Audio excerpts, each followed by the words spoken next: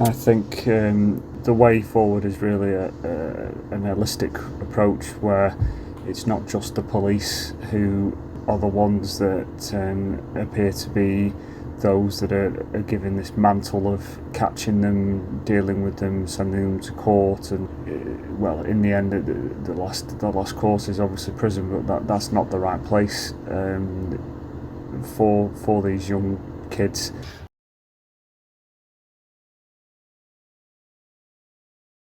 I think amnesty bins help with knife crime because they give the opportunity to those that feel that there's no way out the ability to get rid of the item so that they don't have to use it, and also it helps parents as well. Should they find anything for them or in their children's belongings, they can remove that risk.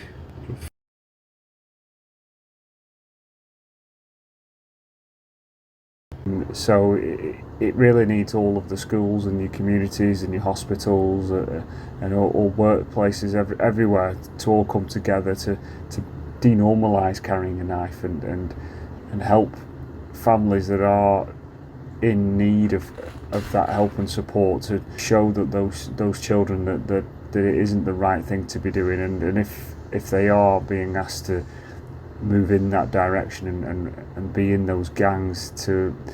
have that ability to go to somebody, an adult, and ask for help. So an holistic approach is the way I think.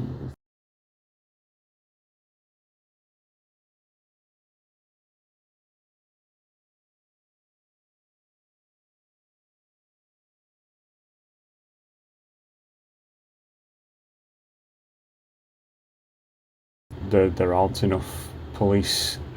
out there to patrol high visibility, be in the right place at the right time at the moment. There's not enough other youth services that would help prevent the children getting into that criminal side, but also the lockdowns haven't helped. It's really isolated children, and they've been unfortunately preyed upon, and with that are now being exploited by those who are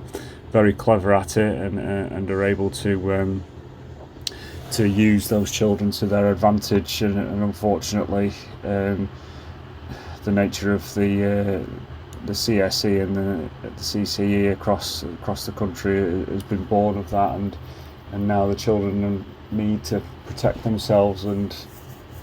it goes with the problem is that if you bring a knife to a fight, then somebody else will bring a knife too, so they all tend to carry it to protect themselves without really seeing the dangers due to their age.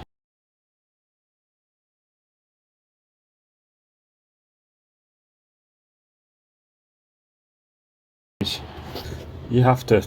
also take into account that before COVID, whilst it's increased during COVID, and it's also made it a very complicated problem to solve, knife crime was increasing and was really quite bad at the time before COVID happened, and there's a lot of things that you could attribute to people carrying knives about their mental health, school exclusions, negative peer groups, and domestic violence in the house, where children see violence, they think it's the norm, so it's taking them out of those negative situations and giving them a purpose, and